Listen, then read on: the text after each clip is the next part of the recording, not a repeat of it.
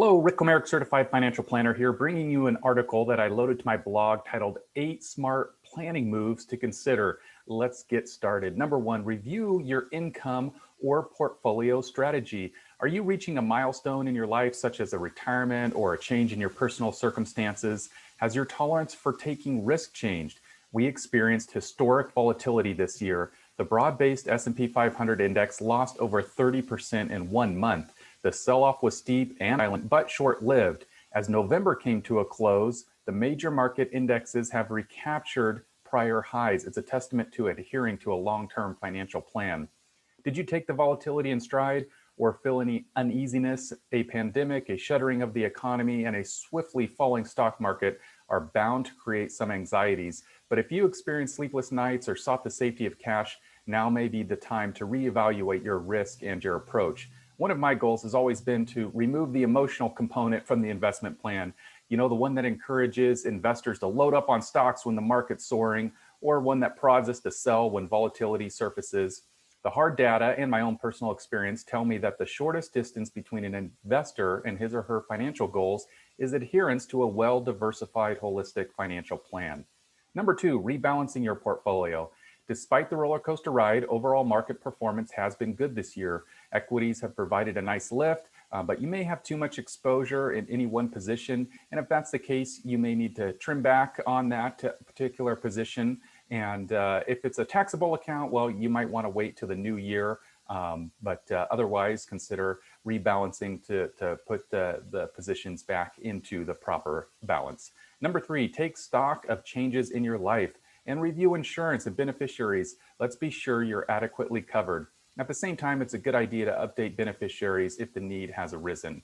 Number four, tax loss deadline. You have until December 31 to harvest any tax losses and or offset any capital gains. It may be advantageous to time sales in order to maximize tax benefits this year or next. We may also want to book gains and offset with any losses, but be aware that short and long-term capital gains are taxed at different rates, and don't run up against the wash sale rule.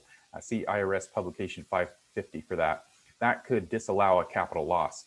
A wash sale occurs when you sell a security at a loss and then purchase that same security or substantially identical securities within 30 days, either before or after the sale date. Number five, required minimum distributions.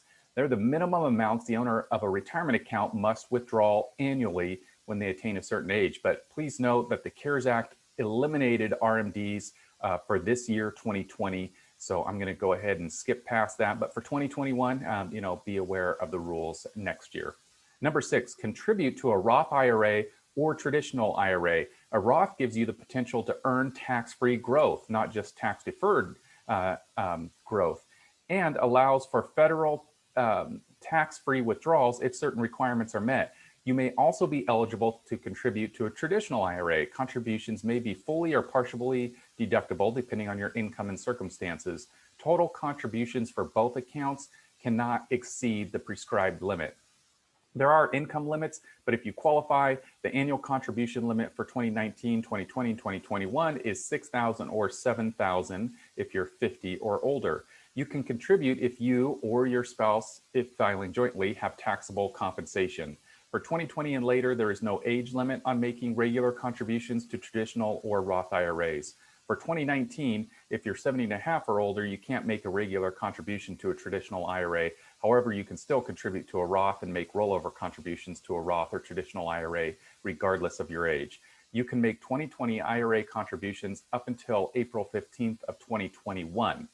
Number seven, college savings. A limited option called the Coverdell Savings Account, ESA, Education Savings Account, allows for a maximum contribution of $2,000. It must be made before the beneficiary turns 18. Contributions are not tax deductible. Distributions are tax-free if used for qualified education expenses, but be aware of income limits. Any individual, including the designated beneficiary, can contribute to a Coverdell ESA if the individual's modified adjusted gross income for the year is less than $110,000. For individuals filing joint returns, that amount is $220,000. A 529 plan allows for much higher contribution limits, and earnings are not subject to federal tax when used for the qualified education expenses of the designated beneficiary. As with the Coverdell ESA, Contributions are not tax deductible.